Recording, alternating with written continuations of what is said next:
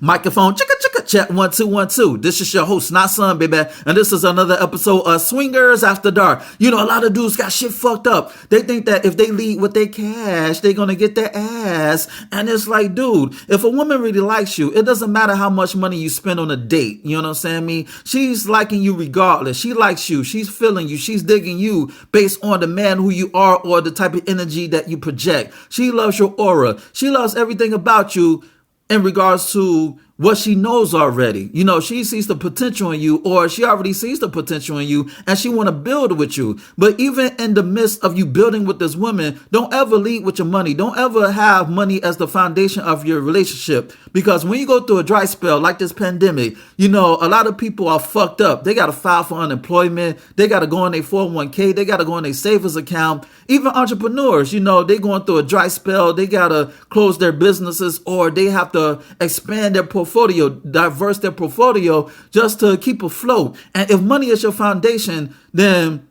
your relationship, your marriage, your courtship is going to go down shit's creek. You understand me? Because you're leading with your pockets instead of leading with yourself. And when you lead with your pocket, you're pretty much telling this woman that you're insecure, that the money that you have is your worth. It's your value. Money that's not even real at the end of the day. It's just made out of dead trees that's recycled. So when you lead with your money, you're pretty much setting yourself up for failure, because how you get a woman is how you keep a woman. You feel me? So if you get this woman based on your money, you're going to have to keep her based on that. And you just pretty much creating your own Frankenstein by leading with your money to the point where you cannot even say that she's a gold digger. You cannot even say that this woman is for you because of your money. All because that you set the tone at the beginning. How you start is how you finish. You're not giving this woman your personality, your charm, who you are as a man, who you are as an individual. You're leading with your money to the point where she's not fucking you. She's fucking the fantasy. Just like how a lot of dudes, they want to get in relationships with strippers and porn stars and exotic dancers. It's like they fucking the fantasy, and then they wonder why they're divorced 2 years later. Wonder why that they have to pay child support for 18 years because they fucking a fantasy. They lied to themselves by saying that they really want to be with this woman, but they really wanted the pussy. Just like how you creating your own Frankenstein by leading with your money instead of putting your dick in your pockets, by giving her your personality, by showing your value and your worth. Based on you being a builder, you building yourself up as a man, and you're building your assets. But at the same time, you got to give this woman, you have to make this woman work for that. You understand me? You got to make this woman work for the assets that you have. Like, you can't give up anything for free, because if you give up anything for free, then it's like, well, you know, why should I give him my 100% when I know I'm going to get it anyway? You feel me? It's like once you get something for free, you're not going to cherish it. You're going to take it for granted, you know. But if you know that you spend hard-earned money for this, for whatever you purchase, or even like take your gym shoes, take your sneakers. Like a lot of dudes kill each other for sneakers or for jackets. Like, let somebody step on your fucking new shoes, especially if those shoes are white. Let somebody step on that. You're going to be pissed, because you probably paid top dollar for that. But if you didn't, if you got the shoes for free, you probably wouldn't give a fuck, because nothing is at stake. You know, you did not spend a penny for them shoes. But let's say you spent like $200, $300, or fuck it, $400. Let's say it's some expensive ass designer brand shoes. You're going to be tight. You're going to be livid. You're going to be vexed. You know, you're gonna be tight about that, because you like, yo, I spent a lot of money on this just for this motherfucker scuff my fucking shoes. And it may not even be this dude's fault or that person's fault. You seen red regardless based on the money that went down the drain because it has like a scratch on it.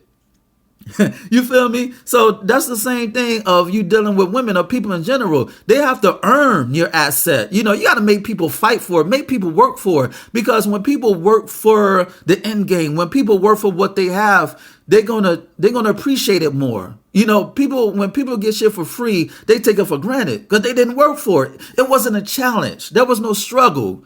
You understand me? And you got to realize that, you know, understand that, you know, Think to yourself, is this woman really worth me breaking the bank? Don't break the bank so fucking quick, because now she's going to see that you're insecure and you don't have faith in yourself as a man. You're trying to hide the blemishes in your character by flashing your cash to get that ass. You understand me? And it's like she's going to see through that after a while, and she's not going to respect you as a man. She's going to see you as a trick. You understand me? It's not like you going to Brazil, Jamaica, Puerto Rico, Dominican Republic, Brazil, Spain, South Africa, Thailand, Japan, the Philippines. It's not the same. You on vacation and you spending money because you're seeing the situation for what it is. You're exchanging money for sex. You're not looking for anything long term for this woman. You know that you're tricking off for some pussy. You on vacation. You may go on a solo trip. You may go dolo, or you may go with the homies. And you see the situation for what it is. Look, mom, you fine. I think you're exotic. We're in another country. Well, I'm in another country. You're exotic. You're a foreigner. We probably can't speak the same language. But hey, as long as I come, then everything is all good. So it's different from when you go to another country and trick off, pay for pussy. But it's another when you want to invest time, money, and energy into this woman that she did not have to prove her worth to you. She could be a no good bitch. She could be toxic. But because you have low self-esteem, your manhood is predicated on the amount of money that you're making, to the point where you can't see the forest from the trees, and you don't even know if this woman is good for you. You feel me? You don't even know if this woman is good for you, because you think that, okay, I got the car, I got the watch, I got the money, I got the flash for that cash, for that ass. You think you got everything going for you, but you really don't. And money is not even real. It may give you, like the money could crash anytime. Like the dollar could crash anytime. It don't even have to be the dollar. It could be the pesos. It could be the yen. It could be anything. And if Big Brother, if the power that be says that, you know what, we want to have a one world economy where everything runs on one unified currency, then you're like, damn, I did all that shit for nothing. I did all that tricking for nothing. And then your money is worthless and you got to start all over again. And not only that, like this woman, she's not with you. Like, how does it feel to be with a woman who who doesn't love you, who doesn't like you, as long as she only loves you as long as you pay for her pedicures, manicures, her shopping sprees, her trips and stuff like that. She doesn't have to do anything. Meanwhile, she's probably fucking the broke motherfucker behind your back who don't have shit to his name, who doesn't have a pot to piss in and a window to throw it out. She's probably fucking him, because the dude, the bad boy, the dude who ain't got shit, he's like, he's presenting himself as a man. He doesn't have shit, but he doesn't have this facade. He doesn't have this facade, and he's telling her, okay, what you say is what you get. Yes, I don't have money. Yes, I'm broke. Yes, I may be a piece of shit, but hey, what you say is what you get. And she probably appreciate that tiny hint of realness. While she's fucking this dude, even though he doesn't have shit going for him, she's fucking the realness. She's fucking the breather, the fresh air that she doesn't get at home, that she doesn't get with you, because she know everything is fake. She knows everything is la la land. But when she's with the broke motherfucker, she knows that I could be myself. I could be myself and he could be himself. He don't have to parade around perpetrating the fraud. I know what I'm getting. Yes, he's broke. Yes, he's full of shit. Yes, he's ain't shit. But I know I know what I'm getting. Especially if his dick is good. Like if she's getting good dick from him, then she's going to keep fucking him. She's going to keep treating him like shit, because once again, it's that real factor. It's that reality, So it's always, I'm going to leave off with this, it's like, give her a chore. Give a woman a chore to do, to prove her worth and her value, to be with you, in order to be with you. Like, why should I spend my money on you? Why should I invest in this relationship. Because just like how women have this 90-day thing where they want to make you wait 90 days to get the pussy, change the game, playboy. Turn the motherfucking tables and do the same thing. Say, fuck 90 days. I'm giving you 3 to 5 fucking years. Real talk. And a lot of chicks, they say, oh, I'm not waiting for 3 to 5 years. Shit. If you have a gold mine, you're not leaving that fucking gold mine.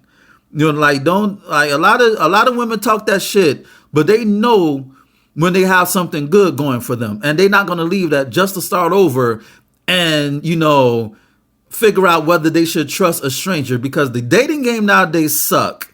And fellas, use that to your advantage. Once a woman sees that you have assets, not flash for the gram, stunting for the gram, fronting for Facebook, once they see that you're living your life, you're living your lines. Once they see that you're living your lines, then the ball is in your court, baby. And that's for you to whether swish or brick to win the game.